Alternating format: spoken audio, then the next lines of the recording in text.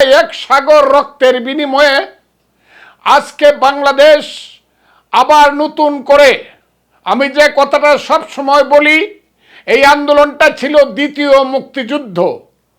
বাংলাদেশের দ্বিতীয় মুক্তিযুদ্ধের আজকে প্রাথমিক দ্বার উদ্ঘাটন হয়েছে এবং সেই মুক্তিযুদ্ধে আমরা জয়লাভ করেছি। আজকের যে দ্বিতীয় মুক্তিযুদ্ধের যে তারুণ্যের সেনাপতিরা, সংগঠকেরা, তাদেরকে সালাম জানিয়ে বলছি, তাদের নেতৃত্বে আজকে আমরা দ্বিতীয় মুক্তিযুদ্ধের দ্বার উদ্ঘাটন করছি। প্রথম মুক্তিযুদ্ধে আমরা জয়লাভ করেছিলাম, 16ই ডিসেম্বর বিজয় দিবস আমরা পালন করেছিলাম, কিন্তু তারপরে 52 বছরে আমরা মুক্তিযুদ্ধের ফসল ঘরে তুলতে পারি নাই।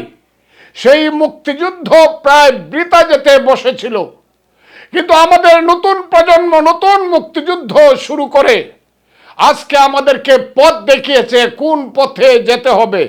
আমি তাদের সমস্ত প্রোগ্রামের সঙ্গে একমত। এদেশে গণতন্ত্র আসতে হবে, এদেশে মানুষের পেটের ভাত পরনের কাপড় আসতে হবে, এদেশের মানুষের ভোটাধিকার আসতে হবে, এদেশে একটা অসাম্প্রদায়িক সমাজ হতে হবে, সারা পৃথিবীর বুকে মানবতাবাদী জাতি হিসাবে বাঙালি জাতি পরিগণিত হবে।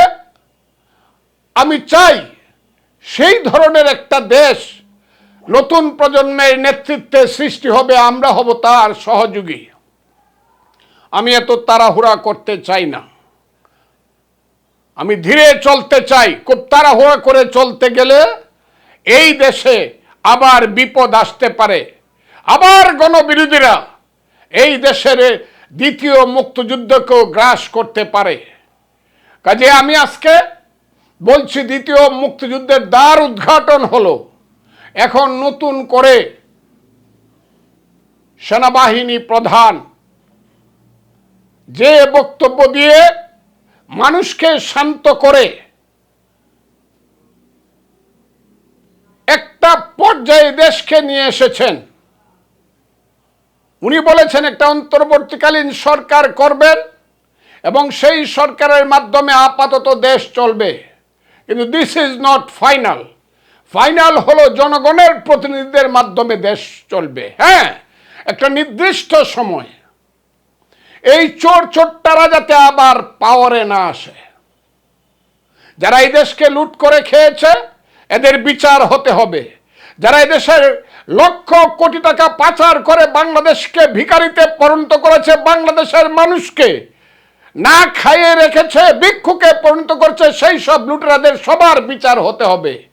সেই সকল প্রধানমন্ত্রী, অবৈধ প্রধানমন্ত্রী শেখ হাসিনা, তার নেতৃত্বে যত লুটেরা শ্রেণী, সালমান রহমান সহ, সামিট গ্রুপ সহ, এস আলম গ্রুপ সহ যারা এই দেশে লুট করেছে তাদের বিচার এখানে হতে হবে।